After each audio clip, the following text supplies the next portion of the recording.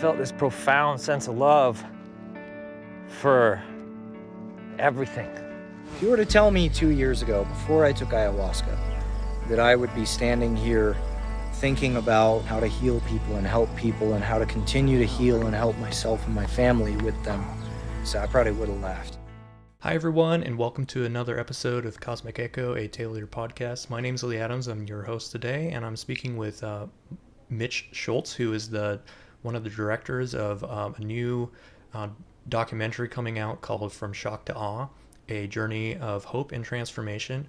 And the documentary is primarily about veterans who have PTSD who experience ayahuasca, and how their life is transformed through that experience, through realizing deeper issues of why they have PTSD and understanding that.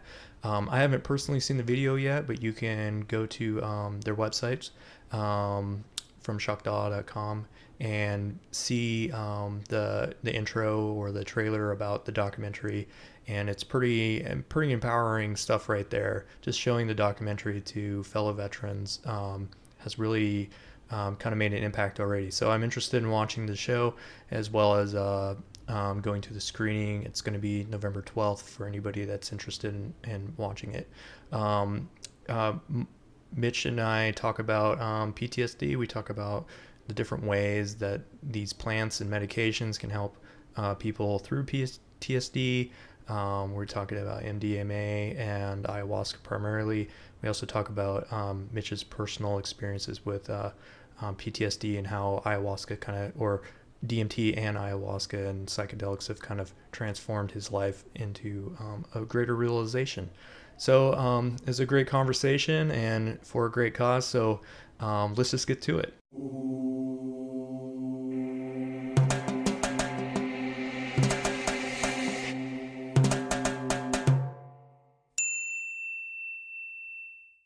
Thanks for spending your time with me and the listeners. And could you give us a little bit of a background about who you are and how you got involved in this project we're talking about, From Shock to Awe?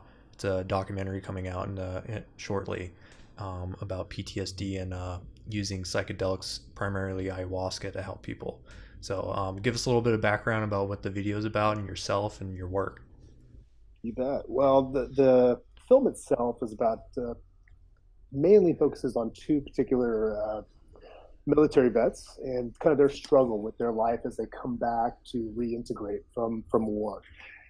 And I've never been there, so I can only imagine how challenging that is. And you see that through this film, and going through the regular VA, taking their regular prescriptions, things just were not working. And it wasn't just the families, it wasn't just the veterans, but it was also their families and how that impacted them as well. So we followed them, and the film took about 4 years to put together. Oh, wow. Finished up earlier this year, and now we're at the process of putting it out. And my work has kind of covered a whole range of things, directed DMT, the spirit molecule, and then came on to help these guys out with From Shock to Awe. Neat. So it sounds like you've had a lot of experience in this field, getting people together with DMT, the spirit molecule, and then going to something like this is probably it's probably similar, but also vastly different. Very similar, but also vastly different, to say the least. What really excited me about this project was the two different worlds that were coming together. You have kind of the underground and kind of counterculture with what I would say kind of almost middle America and soldiers. And this was a very tangible way for people to start exploring how these medicines are working and helping people out. And to me, I was like, wow, this is great. This is what we need to be able to, because everybody wants to help out the soldiers, and we can put all the political stuff aside. So let's take a look at kind of the front lines, if you will, no pun intended, to see how people are responding to these medicines and what sort of impact it's having on their lives and their families, for that matter. Hey, so I mean, you said that you're not a veteran, but you probably have it talking to the veterans and stuff like that in the film. You probably learned a lot from their experiences, and obviously veterans are inner culture. What do you what did you learn as being like the primary driving mechanism behind this PTSD that veterans have? What's your perception of that through your experience talking to them? Yeah, well, although I'm not a vet, I have struggled with my own PTSD, and these are things that we still don't know a lot about in our mental health, and we're not really sure how to treat them. There's a lot of things that we can throw at them, but they don't end up getting kind of to the root of the problem, or the root of the issue. And particularly for these vets, when they come back and you have had a life that has been funneled down a direction that you learn how to kill. And you do a lot of things that probably go against what your normal human interaction would be like. And it's fast, it's furious. You're on all the time, and then when you come back and you try to fit that into a normal life, it can be very difficult. And the anxiety and the depression and even the fear that kind of comes around all that, can be triggered by the smallest little thing, whether it's a lighter, which you can see in the film that one of the one of the veterans' wives lights a lighter, and that is enough to set somebody off, where they feel like they're right back in a war zone, but not able to deal with that, and then have to remind themselves, "Hey, I'm here. I'm in the United States. Everything's okay." But this goes, and it has such an impact on our society beyond just the individuals. This thing starts to spread out, and what we've noticed, the VA is not able to kind of deal with what is going on. And so how can we help these people? Right. And we can help these people with these psychedelic medicines. And treatment is a lot different with this because it doesn't fit into the Western kind of traditional scientific model. But it's helping people. And when you see people go from, I don't want to live anymore, to, wow, I'm okay, and I want to help people, and I love myself. It's a dramatic difference. And Oh, definitely. we don't always have to put our finger on what that is exactly, but if it's helping people, then we should start figuring out some ways to make this available to people in a safe environment. Definitely. Yeah. What are some of the ways that you see the VA kind of trying to help people right now, and how do you see that as kind of not really taking care of the inner problem in the people? Well, there have been a lot of reports, and I'm sure many people have seen the lag time and the amount of difficulty it is for people to go in and get help that they need. Sometimes people are waiting up to a year to go in and to deal with psychological issues and post-traumatic stress. And I guess they're doing the best that they can with what they have. And in our prescription-filled world, there's a lot of medications that they are prescribing, whether it be for anxiety, opioids, any other number of things, but they end up causing a lot of other issues as well. And it doesn't again get to the root of the problem, and it just kind of masks it up, or it ends up taking them down a road that of addiction, which happens quite regularly with opiates. So Interesting. Yeah. Well, with the with the backlog and stuff like that, that's obviously a problem. And it seems like society today, Western society is kind of based off of this concept of medicating somebody, and that kind of treats the chemical imbalances in people's brains, like that leads to depression, things like that. But a lot more goes into it with PTSD besides just depression. Like you stated, it's a reaction to your environment, as well as like when veterans, I'm a military veteran, so okay. I got out for medical issues, not related to PTSD, but physical issues. And one of the things that I noticed when I got out is a loss and disconnect between that kind of culture and tribe that you had while you're in. Does that kind of apply to the experience of PTSD? A lot of these people are being discharged or they get out willingly. And I'm wondering if the loss of tribe that they generally had, the support system they had while they're in dealing with their PTSD, if that changed when they got out. I think it does. With our vets particularly, they are in Colorado Springs, which is a large military population. So I think there's still a lot of that military support. But PTSD and just being out of the military, which is a family in a lot of ways for people. When you go home and you don't have that regular interaction, but I think that does play a role on how people are feeling connected, and who they can reach out to. And I also found that it's extremely difficult to talk about these, right off the bat. But who else do you talk about this stuff with beyond people that have gone through that? Because Right. nobody else can quite understand the brevity and the power, the emotion, everything that comes along with that. And typically with people that have gone through that, it's a little bit easier conversation than just anybody out there on a normal day-to-day basis. So Yeah. I think having that community and that family is huge and plays a role. And when you're disconnected from that, I think that plays a role in it as well. Definitely. Well, when these veterans started to look into alternative medicines, what kind of led them in that area? Like, is it generally a friend or their individual research, or they're just kind of desperate for anything that would work? Because a combination of that, what had happened was, medical marijuana was kind of the gateway, if you will.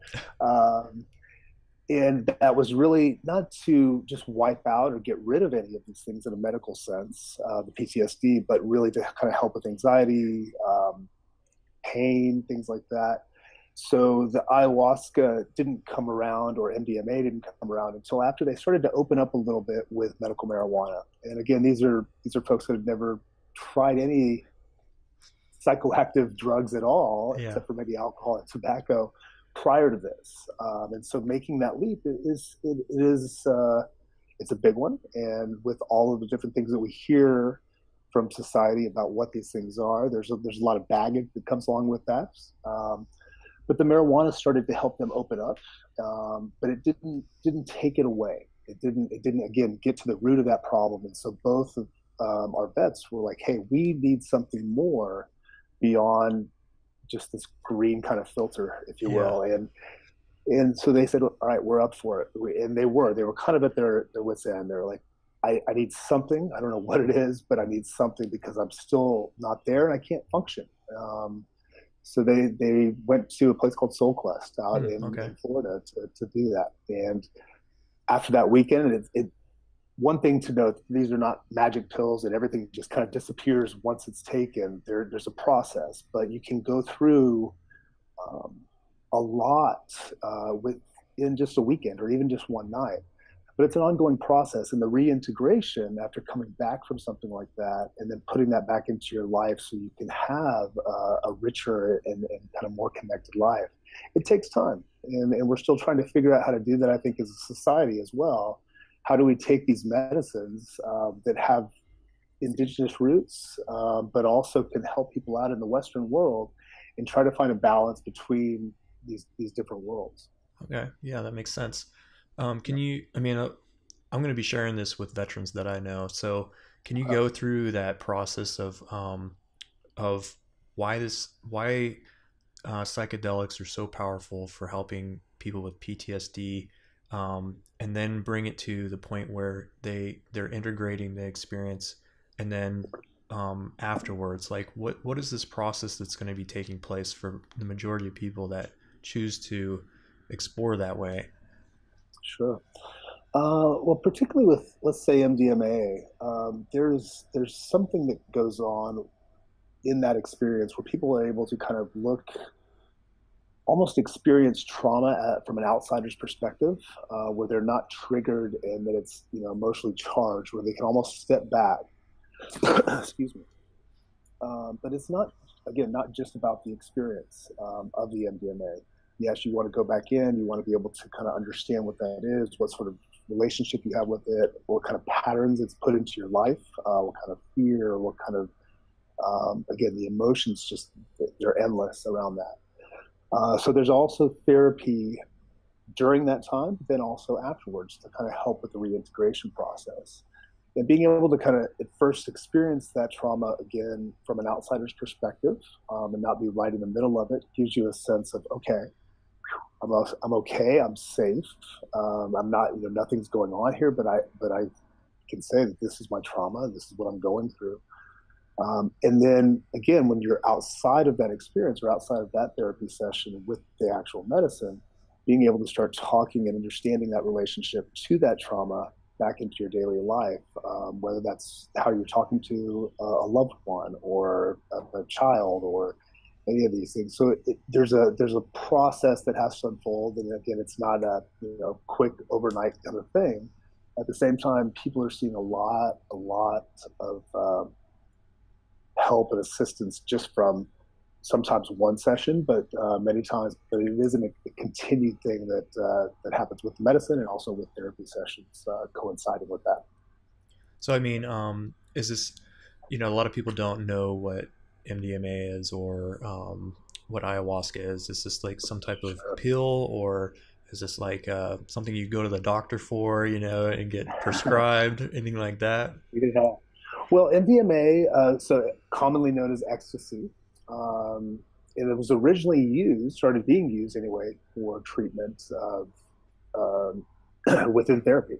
So there was a history of that. So with that, you will take a pill typically, and comes on within an hour, 30 minutes to an hour, and then it lasts for roughly 3 to 4 hours, depending on the session. And if you take a booster, they call it, so that would be taking a little bit more. You're always led in these sessions. You don't take the pill and go home or just do it by yourself or anything like that. There's typically a male and a female in a lot of these sessions in case there's anything that comes up that makes it more comfortable for the person that's going through that to deal with. The ayahuasca is a little bit different. This is indigenous plant medicine from South America, and there's a lot of different plants.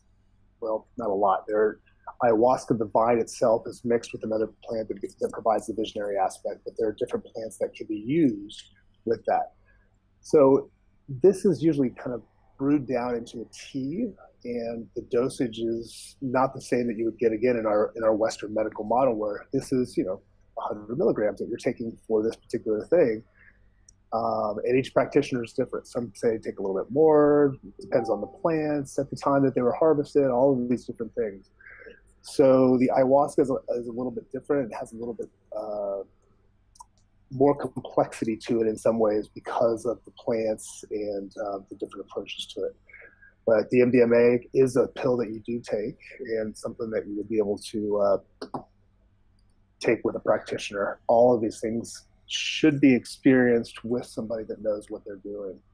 And I encourage people that they're looking into something like this or going down this route to really research everything out there that they can find. There's an organization called MAPS, the Multidisciplinary Association for Psychedelic Studies. I always have to pause for a second to say that. They're one of our partners, and they've been doing the research with MDMA. They have a wonderful website with plenty of information. So I encourage people to check that out and get started with looking at some of that information and how they use their protocol. Interesting. Yeah. So I mean, it's not MDMA is not fully legal to be used just in any situation out there, right? Yeah. Now there's some good signs that are coming up. MAPS now is starting their 3rd phase trials, with approval from the DEA and the FDA. They have been given kind of a fast track, if you will, and they're saying by 2021 or 2022 that this medicine will be available for people to go in and go through this process with MDMA for people that have PTSD.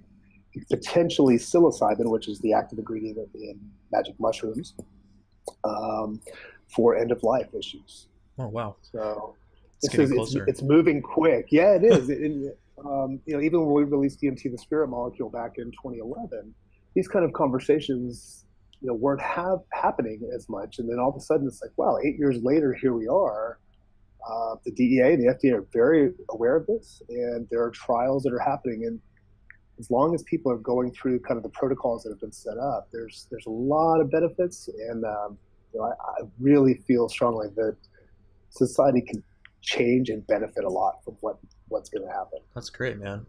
So, yeah. I mean, with the situation with MDMA and the therapy that you go through versus like ayahuasca session, are they different? Are they the same? The context. They are different. Okay. Yeah, if you can imagine, the main thing is that this is kind of an internal journey, but you have people around you there to support you. So in the MDMA sessions, for instance, this probably looks a little more clinical, but people are typically in a very comfortable environment. They're laying down. They would have headphones on where they're just being guided by music and letting things kind of unfold.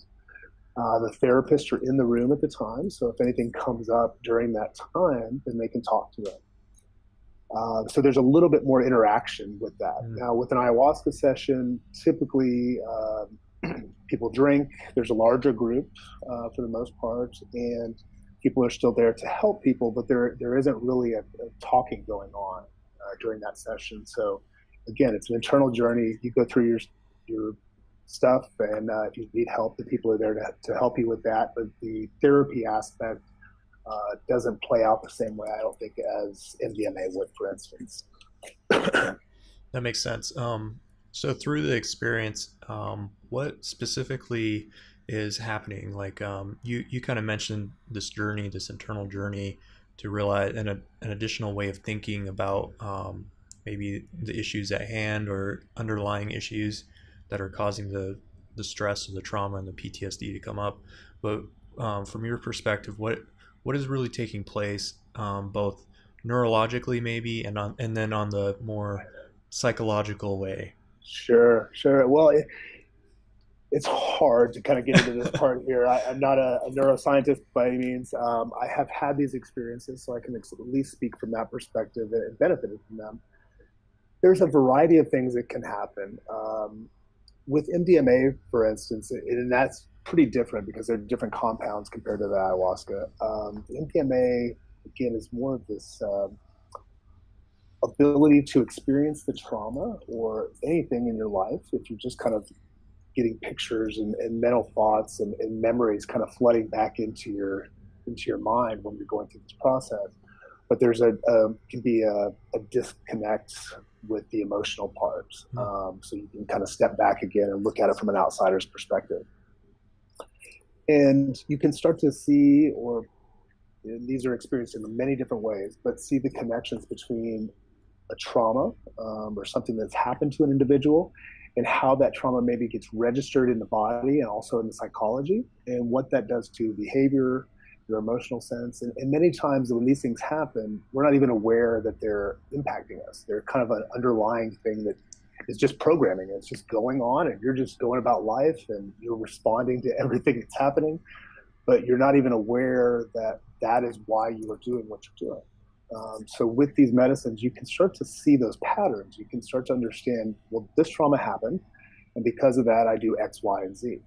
And when you start to have broader awareness of that, you can start to be aware when that stuff starts to boil up, or what the triggers are, and then how you're going to respond to them when you have the awareness of it, as opposed to just letting it run as a kind of a background code, basically. The ayahuasca, with those experiences, they can be quite visionary. DMT is the active ingredient, or dimethyltryptamine, with the ayahuasca vine. These can be colors, they can be patterns. You can see full-on visions of life experiences, or even things that are not part of our normal day-to-day reality. But somehow, some way, they are tied into who we are as an individual, but also who you are as an individual in the universe. It makes sense that you're seeing this, even though it may seem very weird and out there. There's some sort of internal mechanism saying, yep, I know this, or this is okay, or there's a connection between what you've experienced. And there seems to be kind of a leading, almost, particularly with ayahuasca, there seems to be a plant intelligence that's helping this process unfold. And I know that might sound a little out there and a little unusual for people to say plant intelligence, but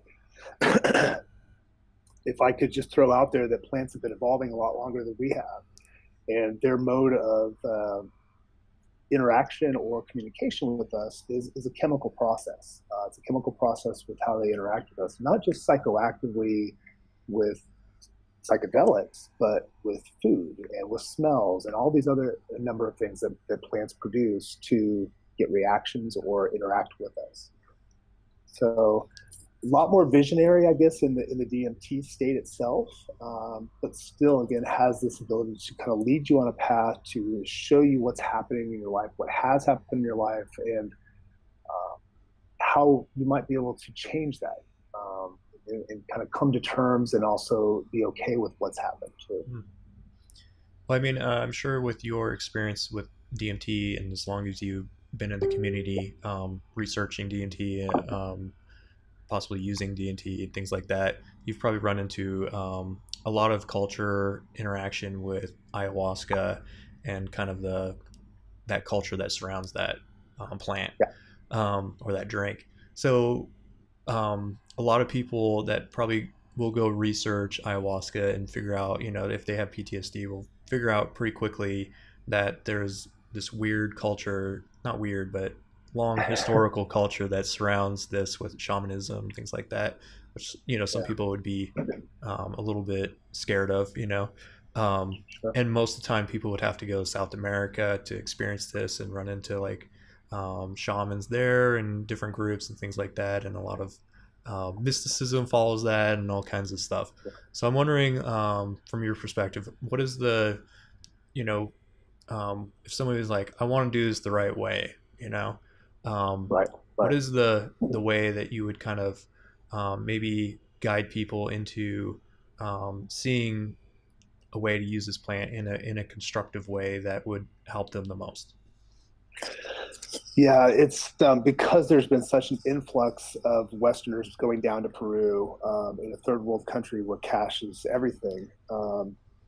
There are a lot of charlatans, if you will, that are jumping out there. So it's important to do the research, and I would encourage people to look at places. If they're going to go down to South America to participate in something like this, I would go online and read about people's accounts, what the location was like, what the practitioner was like.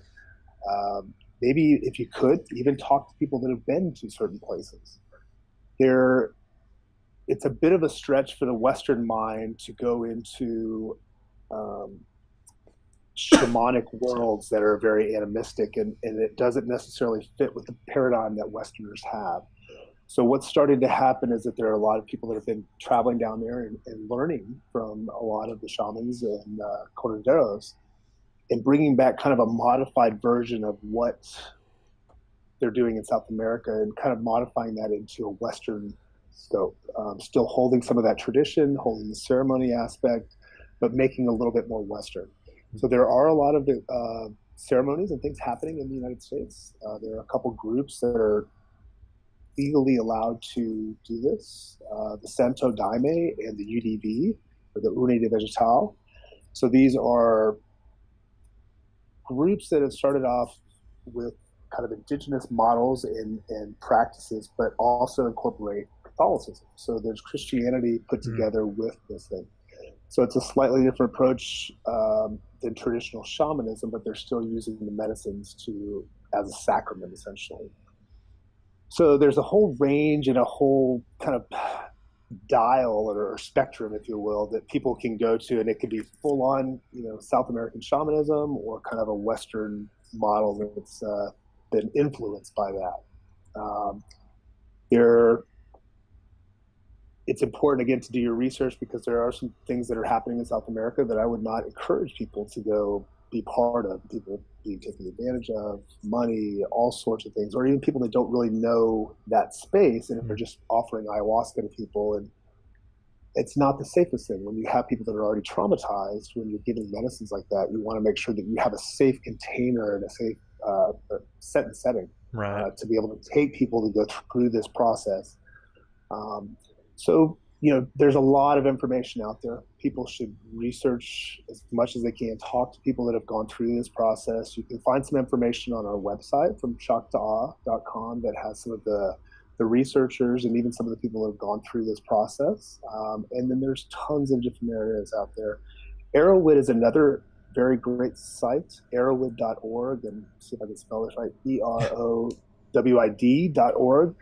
And it's a great resource because they cover all different types of drugs, psychoactive, psychedelics, and talk about what the experiences are, what you should expect, how much you should take. And then you can find also reports from people that have gone and participated in this. And so you can get a better sense of what's happening and where to go. That makes sense, man. With your personal experience through PTSD, you mentioned that you're not a veteran, but everyone kind of has some form of PTSD and some more than others. Sure. Yeah. I mean, obviously you got lit into exploring ayahuasca and DMT somehow through your first documentary. How has it changed your life, and how did you get involved in that? Yeah. Well, I guess with DMT, for instance, I had my first experience in 2002 and completely shattered everything I knew about reality, to put it lightly. And I know that sounds a little bit much, but for those that are unaware, it's about a 10-minute experience when you vaporize DMT, and it happens extremely quick. And when you have something that comes on within seconds, and again, I'm just going to run through a few of these things, but people talk about out-of-body experiences or leaving their body, traveling to other locations, communicating with entities, aliens, angels, any number of different beings, full-on mystical experiences, and then cramming that into 10 minutes is really amazing. So the first time I tried that, I was living a pretty fast and furious life in New York, going to grad school, doing my thing. I thought I knew a lot, and this experience presented itself, and I had the opportunity to do it. And within, again, 10 minutes on that experience coming back, I didn't want to touch it again until I knew more about it. Wow. And it took me almost 4 years from that first experience to even go back and try that again, because I just died. I just saw what the universe is, my place in it. And I know this is going to sound a little crazy to a lot of listeners. And then came back, and within 10 minutes, your entire framework for reality has to be modified, because everything that you know previously doesn't make any sense. But what I noticed most was how I was interacting, because everything, at least my experience at that time, and people report this, that everything is connected. You've heard this a million times, and there's that whole kind of new age saying. But when you experience that firsthand, that everything that you do is going to impact not only yourself, but everyone else and everything else. So I noticed it in little things, whether it was smiling at somebody, opening the door for somebody, pausing myself to say, hey, don't react that way, Mitch, to a particular thing or an event. And it was those little things that just started to kind of change in my life. And they didn't seem drastic, although my mind was drastically changed. It was these little pieces that started to make my life richer and help others. I think I would hope, anyways. Just sometimes a little thing of opening a door, or even smiling at somebody, what that could do for somebody else, and then kind of rippling out into their day or into their week or into their life.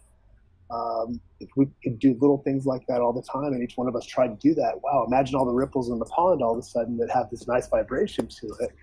We might be living in a quite different world. So it was kind of these small things. And then, over time, those things add up. And then you find yourself 10 years later saying, wow, I'm a different person. I'm not as easily angered, or I don't lash out as much. I'm not feeling the same fear or kind of unwant or anything like that. It's just that things got a little bit easier. And knowing that, at least for me, my takeaway from not just that first experience, but others, is that there is no death. And there is something much deeper and broader than what we experience on a day-to-day basis. And you don't even have to label that as heaven or have any sort of kind of religious affiliation with that. It simply is. And it's hard to explain that to people that have not gone through that process. And I know sometimes it sounds a little strange. But these are the kind of things that play out from the experiences and then afterwards. Interesting, man. So with PTSD, a lot of medications, that are anti-psychosis or antidepressants, things like that, are medications that people get for PTSD, depression, things like that. They kind of die down the brain. They kind of sedate the mind to the point that maybe it starts kind of forgetting some of the experiences or mellows people out. With your DMT experience, is this causing you to forget the experience, or is the trauma still there? It's just you're seeing it in a different light. Yeah, and I should probably clarify a little bit. DMT, because of its fast acting nature and how quick everything is, excuse me again, this is not probably the best way to go about treating Okay. trauma. I think ayahuasca and MDMA are. Why is that, I guess? Ayahuasca, DMT is the active ingredient in that. But when you're shot out of a cannon, which a lot of people will describe the DMT experience by itself as being shot out of a cannon, you don't have a whole lot of time to understand what's happening, right? You're almost just there to witness, and you're doing your best just to hold on and witness the best you can. But there's no narrative that can kind of come out of that. There's no time to reflect on what's happening in relation to the trauma. So with ayahuasca, that journey is kind of spread out over a 4-hour period or 6-hour period. And it's not as intense. So you get some time to kind of work with it, understand, ask questions, and again, kind of develop a new narrative around what you've experienced. A lot of times when you're just doing the DMT, you come back and you're like, oh crap, what just happened? Yeah. And why am I here? It was amazing, but what was that? And so probably not the best modality for treating trauma. And MDMA, you don't have the big visionary aspects that you would with DMT or even ayahuasca at times, but it's more of this emotional kind of separateness. Okay. Even though you're still very much there, it's still very present and all about what's happening. It's a lot easier to go through that trauma and understand it differently. That makes sense. With your experience, though, it sounds like you've had healing processes that have taken place throughout your life with your psychedelic experiences. Was that more with like ayahuasca later on after the DMT experience, or would you say that the DMT experience itself also started making changes in your life to deal with your PTSD? Sure. Yeah, I think overall the DMT has had an impact on that, but I feel like the most I've gotten out of this is definitely from the ayahuasca. And it's not just the medicine itself, it's also the intention and the practice that you're going into, right? So you're going in typically with other people. People are there to learn about themselves. It's for self-development. You have people there that are watching after you and taking care of you. And so there's a little bit more care and effort into that. And so I think that sets up, again, more of a reflective nature of the experience as opposed to just going in and trying to blast off and kind of get off, if you will. And it's been the ayahuasca experiences, I think, for myself and that practice that has not just with my trauma, but just shown me things about myself that I was never aware of. That we just kind of go through our day-to-day life and understanding yourself. Sometimes at these levels, you're just like, wow, I did that. Wow, that's how I used to talk, or that was part of my normal thing, and you kind of want to kick yourself. But there's something to the fact that you now have an awareness of, okay, that's how people are perceiving my interactions or whatever, and so you can start to alter them, but having awareness of that. And there's also this body aspect of the plant medicine, when it's not just the psychological, but something about the plant medicine is going in and kind of cleaning, reorganizing, defragging your hard drive, if you will. I like to use that kind of analogy a lot. That it kind of just gets everything back in place a little bit. You feel like your body can move a little differently, and things are a little clearer. The energy's flows a little bit better. You're even thinking better.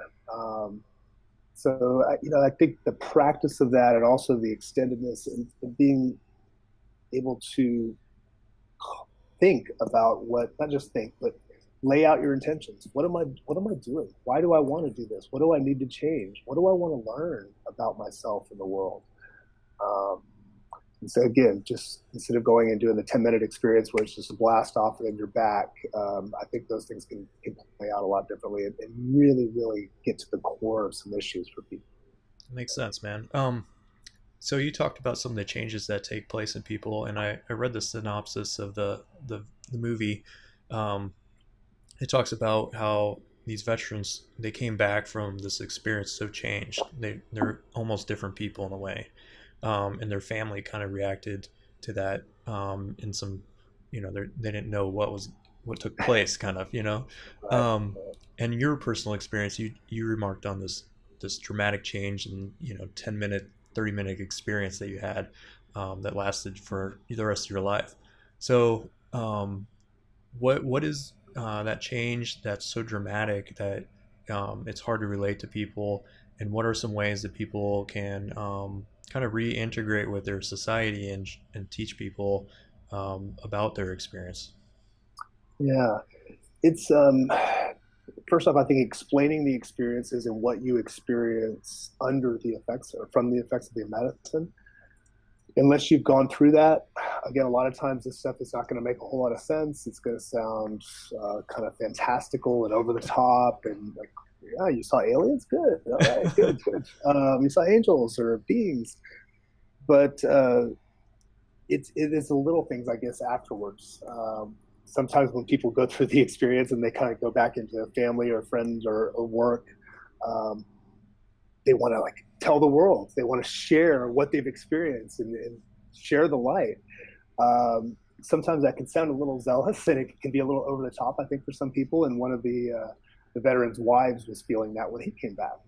She was like, whoa, whoa, whoa, whoa, whoa. I don't know who this person is, and why are you all in me and telling me I have to do this? And so to explain the experience to somebody who hasn't done it, it's difficult. But the little things about integrating back into life, it's the small things that I think that kind of make us human, that they start to resonate differently. It's how we take the time to talk to a loved one, or how we understand what is beyond this earthly existence, and being healthy as an individual, but then again, how that resonates out to family, work, friends, all the above. And the integration part is big. It's something that once you go through these experiences, you've had this expanded consciousness.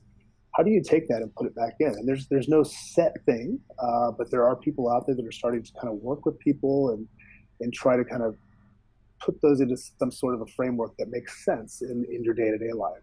And I guess getting back to what I was saying earlier, when you have that experience under the medicine that everything is connected, and when I say everything is connected, literally everything is connected, how do you take something like that experience and try to understand that in your day-to-day life, and what kind of impact does that have in your day-to-day life, whether that's with just you or everybody else around you and the environment. So yeah, I'm wondering, like, a lot of people, come from religious backgrounds and they're part of a religious community as well. So when a lot of religious groups are against using some type of psychedelic or mind-altering substance that they consider a drug, kind of driven by the 60s, I think, as well.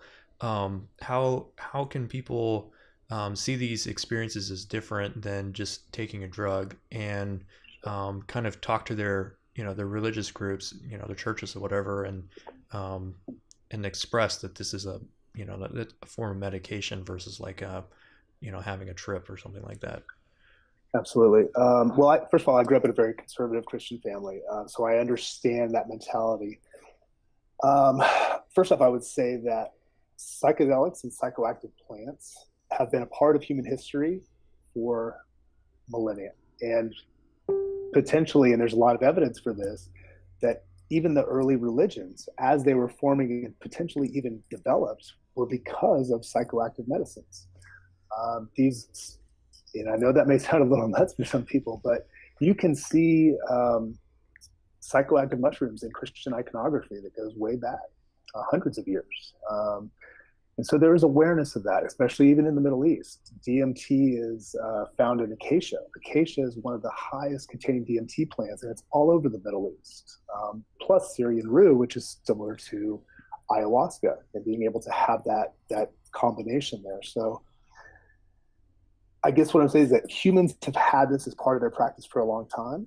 It was not always looked, and this, the most recently, I think it's been looked at as, oh, it's just counterculture, it's just, getting high and things like that. But prior to that, and even into shamanism, these were ways to commune with God, to commune with the universe, the greater sense of being. And that's what I'm seeing now, as opposed to what I read about in the 60s and the 70s, is that there's a different approach to how people are going about learning and then also taking these psychedelics. It's not necessarily a big party atmosphere all the time. In fact, most times I think it's about learning about yourself and healing, which is a lot different than when Timothy Leary was saying, well, everybody should just drop out and take some LSD and everything's going to be good. Yeah. I don't think that's the best approach. I don't think this is for everybody. I think there's a calling that actually comes to people, and they'll know when the time is right. They'll start to seek it out. They'll get that. The other thing is, as far as,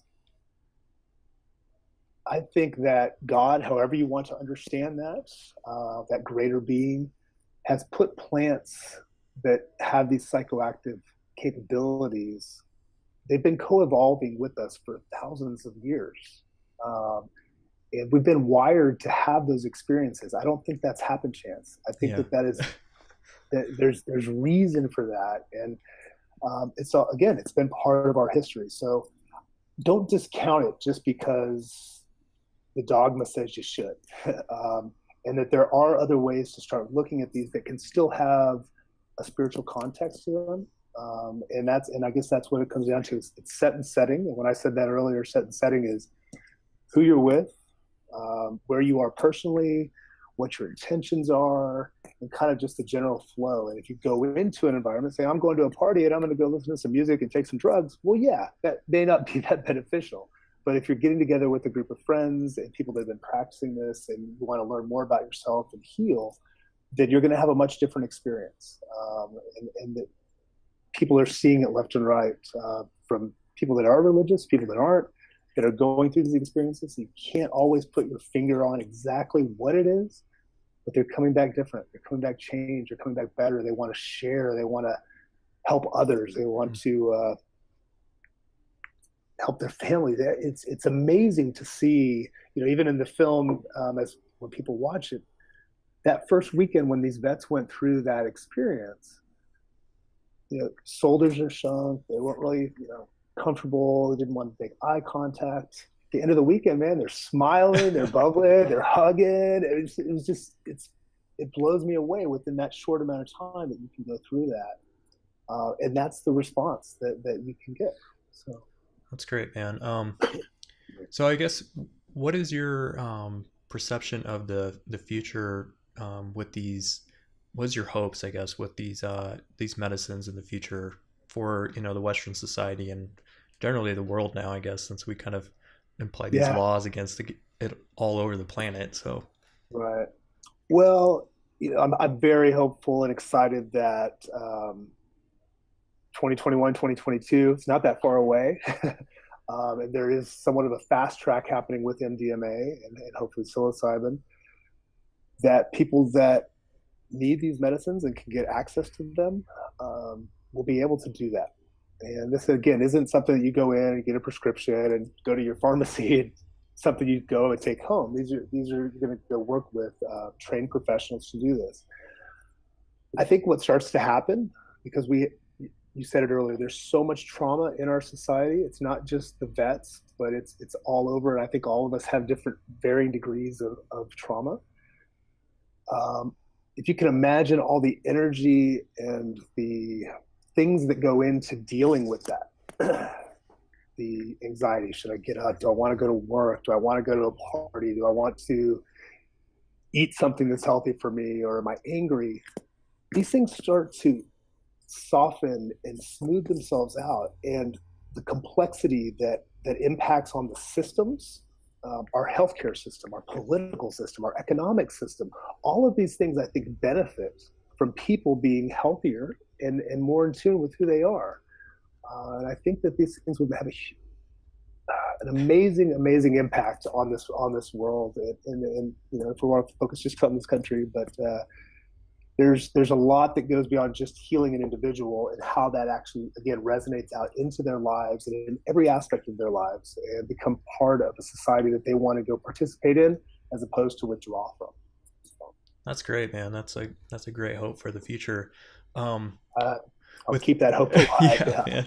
With this video or this documentary, what's your kind of, what is the drive of the group? What is the hope with the group of making this? Obviously, the veterans themselves are kind of taking a step out of their bounds. They're being courageous for being featured in this, because the community may be very oppressive towards that, or So what is the hope of the group? What is the hope of these veterans with bringing out this documentary?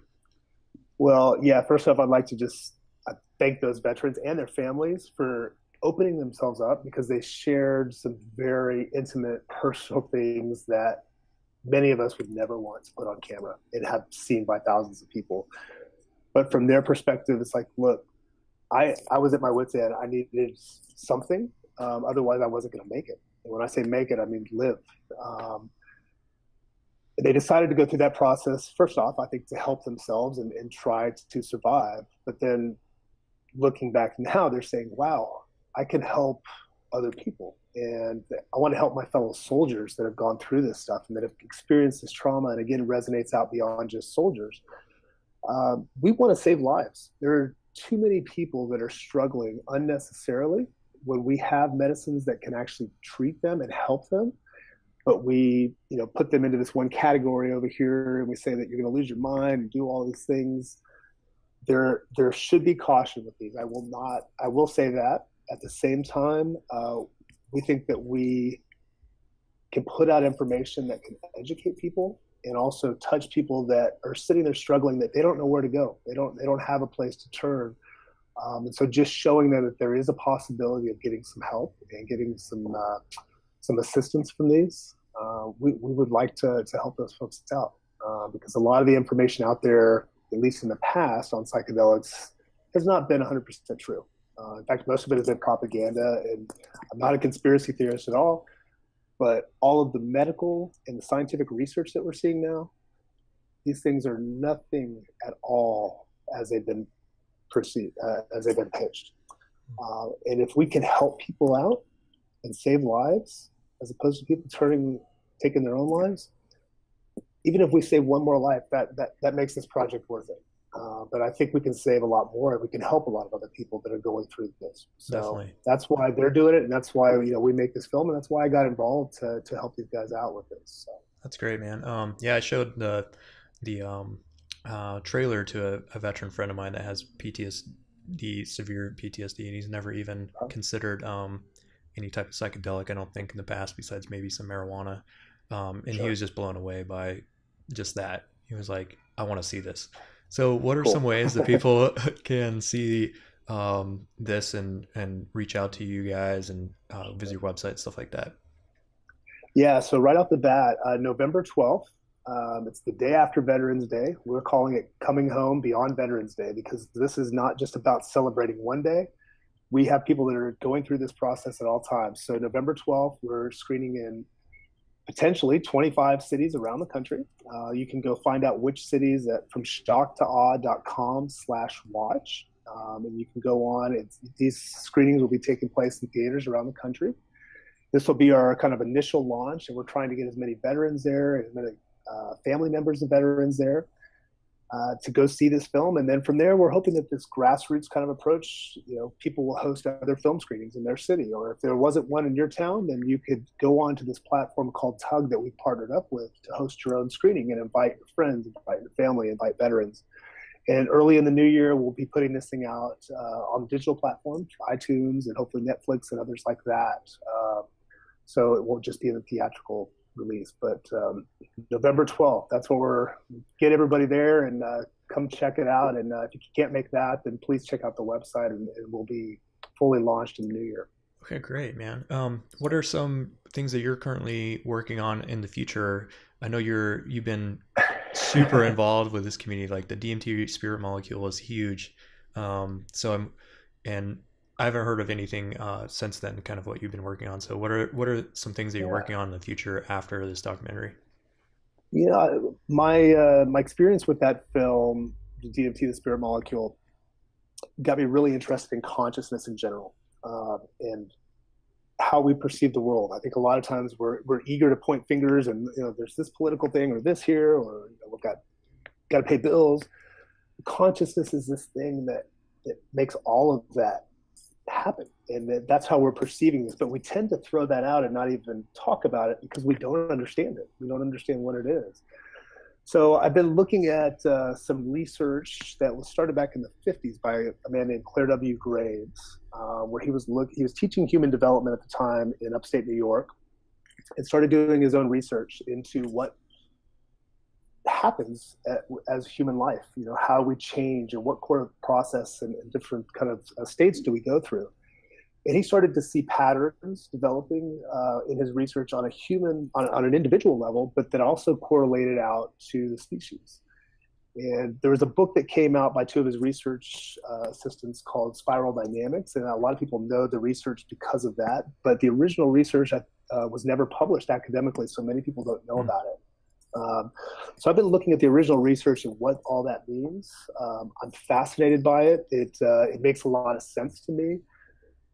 That there are these kind of repeating patterns in the way the human consciousness or the human mind works. And it's really built off complexity. The more complexity an individual has in their life, you're going to have to deal with more issues. And so the human mind will adapt to that. And that means from the time you're born, being an infant, and there's, it's just about eating and sleeping and getting what you need, and growing into an adult and what all that means. But as complexity continues to grow, so will the human mind. So I'm looking at that, and we have several projects that are part of what we want to put out. So I'll leave it at that, because we're not quite there, but we're very excited about what's to come, and hopefully tell a bigger story about consciousness and hopefully the world that we live in.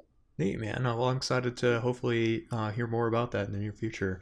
Thanks. Well, thanks for everything you're doing, man.